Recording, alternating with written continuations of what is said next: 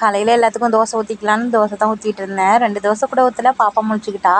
பாப்பா முழிச்சுட்டு அழ ஆரம்பிச்சு கையில் வச்சுட்டே தோசை ஊற்றிட்டு இருந்தேன்னா தோசை ஊற்றுதே நல்லா பார்த்துட்டு இருந்தா. சட்னிக்கு வதக்கி அரைப்போம்ல அந்த மாதிரி இல்லாமல் பச்சை சட்னியாகவே அரைச்சிருந்தேன். துவத்த துணியெல்லாம் மடித்து வைக்க முடியாமல் அப்படியே மலையாக குமிஞ்சு கிடந்துருந்துச்சு.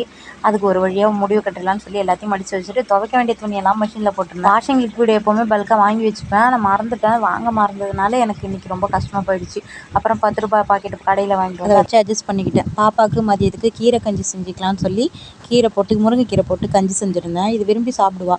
ஸோ நான் வாரத்துக்கு ஒரு டைம் செஞ்சு கொடுத்துருவேன். இந்த கஞ்சி நல்ல மனமாக இருக்குமா, இதுக்கு ஒரு தாளிப்பு கொடுத்தோன்னா இன்னும் சூப்பராக இருக்குன்னு சொல்லி தாளிப்பு மட்டும் கொடுப்பேன். பாப்பா நல்லா சாப்பிடுவா. அவளுக்கு ஃபீட் பண்ணி முடிச்சதுக்கப்புறம் மற்ற வேலை பண்ணிக்கலாம்னு சொல்லி ஃபீட் பண்ணி முடிச்சிட்டேன். சாப்பிட்டதுக்கப்புறம் ஒரு மணி நேரம் நல்லா தூக்கம் போட்டு மேடம் எழுந்திரிச்சாங்க. எழுந்திரிச்ச கையோடையே மேடத்தை நல்லா குளிப்பாட்டிட்டு ட்ரெஸ்ஸிங் பண்ணி விட்டாச்சுன்னா பாப்பா அவங்க தாத்தா பாட்டி கூட பக்கத்தில் உள்ள முருகன் கோயிலுக்கு போயிட்டு வந்து கேப்லேயே நானும் குளிச்சுட்டு வந்துட்டு அம்மா காலையில் கால் பண்ணியிருந்தாங்க. அண்ணன் அண்ணியும் சென்னையிலேருந்து வராங்க அப்படின்னு சொல்லியிருந்தாங்க. கன்சீவ் ஆனதுலேருந்து போய் பார்க்கலையா, அக்கா 2 அக்காங்களும் போய் சென்னையிலே பார்த்துட்டு வந்தாங்க. அதனால் பாப்பா வச்சுட்டு ட்ராவல் பண்ணுறதுக்கு அடிக்கடி ட்ராவல் பண்ண கஷ்டமாக இருக்குன்னு சொல்லி என்னால் போக முடியும். நாளைக்கு அம்மா வீட்டுக்கு போயிடுவேன். நாளைக்கு வீடியோ அம்மா வீட்டிலேருந்து தான் வரும். நம்ம வீடியோ பிடிச்சிச்சுன்னா லைக் பண்ணி சப்ஸ்கிரைப் பண்ணி வச்சு நாளைக்கு வீடியோவில் பார்க்கலாம். பாய்.